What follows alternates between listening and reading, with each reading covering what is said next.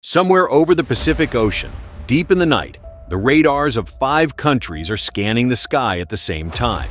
Early warning systems are running at full power, operators glued to their screens, and none of them see anything unusual because what is flying above them at an altitude of about 30,000 feet does not want to be noticed.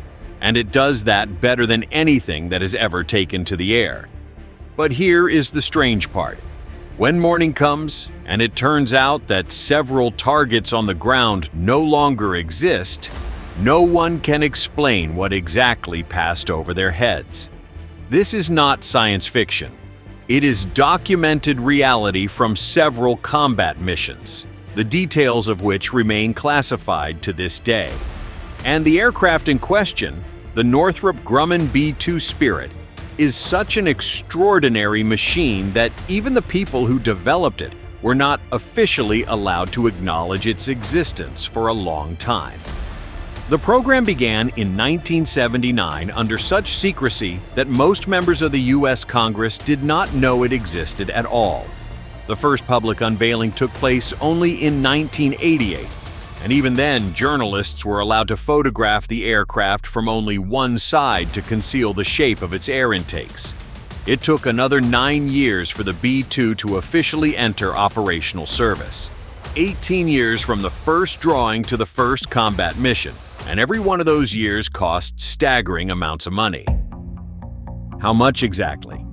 Each of the 21 B-2s built cost American taxpayers $2.1 billion.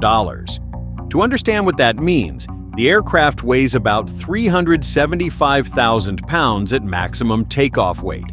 If instead of metal and composites it were made of pure gold, it would cost roughly the same. Literally. The B-2 is the only combat aircraft in history more expensive than its weight in gold. And yet, it was built 21 times. But there is a detail rarely mentioned. Out of 21, only 17 are considered combat-ready today. One, Spirit of Kansas, was lost in 2008 during landing in Guam. Not to a surface-to-air missile and not to an enemy fighter, but to condensation. Moisture entered the flight data sensors, distorted the information in the flight control computers, and $2 billion turned into debris in a matter of seconds. It was the only combat loss of a B-2 in its entire history, and it perfectly illustrates the aircraft's main contradiction. The more complex the technology, the more vulnerable it becomes to the simplest things. To understand why condensation became a problem at all, you have to look at how this aircraft is designed. The primary task facing Northrop engineers in the early 1980s was formulated simply: create a bomber that radar cannot detect. But implementing that task overturned every traditional idea of what an aircraft should look like. Any surface that is not flat or precisely angled reflects radio waves back to the receiver and reveals the aircraft. That meant no vertical tail stabilizers, no protruding engines, no external weapons, no sharp angles where they were not absolutely necessary.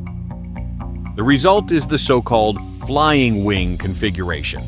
The B-2 has no fuselage in the traditional sense, no tail, just a single continuous wing with a 172-foot wingspan, wider than a Boeing 737 you may have flown on for vacation. Inside that wing are the entire crew, all the weapons, all the engines, and all the fuel. On the outside, no protrusions, no gaps that would reflect a signal. And precisely because of this shape, sealed, enclosed, with limited ventilation in certain compartments, condensation under specific conditions becomes a real issue. The price of perfect invisibility is fragility. But shape alone is not enough. The surface of the B-2 is covered with multiple layers of radar-absorbing material, a mixture of special polymers and ferromagnetic particles that absorb radar signals instead of reflecting them. The result is remarkable. The aircraft's radar cross-section, the area a radar sees, is about 1 square foot. That is roughly the size of a large apple. a 375,000-pound machine, and on the radar screen, an apple. However, this coating is extremely delicate.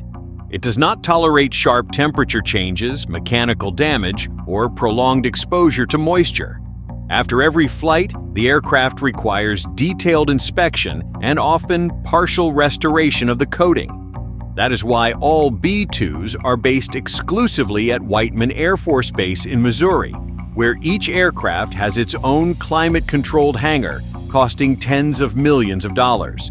No temporary bases, no routine deployments to foreign airfields, only home where the perfect microclimate is maintained for its sensitive skin. 4 General Electric F118 GE100 turbofan engines are mounted deep inside the wing, and that is no accident.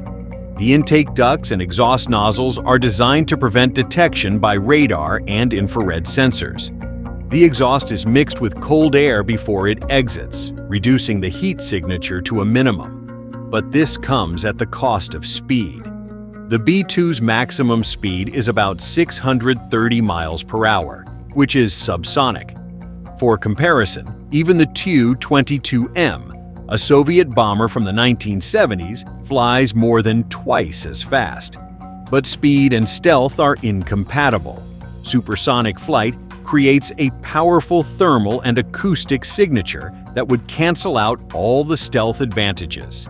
So the B-2 is deliberately slow because its mission is not to outrun a missile, but to ensure that no missile is ever launched. Where the B-2 truly has no limits is range, about 6,800 miles without refueling and unlimited with aerial refueling. That capability turns Whiteman Air Force Base into a global strike hub. Take off from Missouri, cross the Atlantic, strike anywhere on the planet, and return home. A standard mission for the B-2. In 2011, during operations over Libya, one crew remained airborne for 34 continuous hours. 34 hours. And that raises a reasonable question. What happens to the people inside? The B-2 crew consists of just 2 people, the mission commander and the pilot. The cockpit is compact but designed for survival during ultra-long missions. Behind the seats, there is a small rest area where one pilot can lie down horizontally.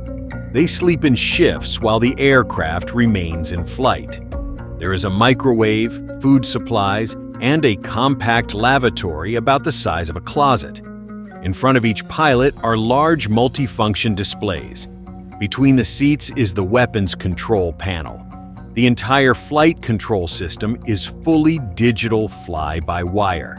There are no mechanical linkages between the control stick and the control surfaces, only electronic signals. This is critical because a flying wing without a tail is aerodynamically unstable by nature. It constantly tends to roll or pitch out of control. 4 onboard computers perform thousands of micro-corrections every second to keep the aircraft stable. Remove the computers and the B-2 would become uncontrollable in a fraction of a second. Now the reason all of this was built. 2 internal weapons bays with a total payload capacity of up to 40,000 pounds. In a conventional configuration, that means up to 80 Mk-82 bombs, each weighing 500 pounds. Imagine 80 compact cars falling at once. In a precision configuration, up to 16 JDAM GPS guided bombs with an accuracy of about 33 feet. In a nuclear configuration, up to 16 B-61 or B-83 bombs. But the most powerful argument the B-2 carries is the GBU-57 Massive Ordnance Penetrator, a 30,000-pound bomb capable of penetrating about 200 feet of reinforced concrete before detonation. It is like dropping a fully loaded truck that drills its own path deep into the earth. The B-2 is the only aircraft in the world capable of carrying this weapon. The bay doors open only for the minimum time required. The system automatically calculates the release moment based on all flight parameters and then closes again. The entire process takes seconds. If you compare the B-2 with its closest counterparts in the world, the picture becomes interesting. The Russian Tu-160 White Swan is 3 times faster, larger, and carries more weapons, but its radar signature is enormous. It can be seen from hundreds of miles away. It is a weapon of intimidation through size. The B-2 is a weapon of destruction through invisibility.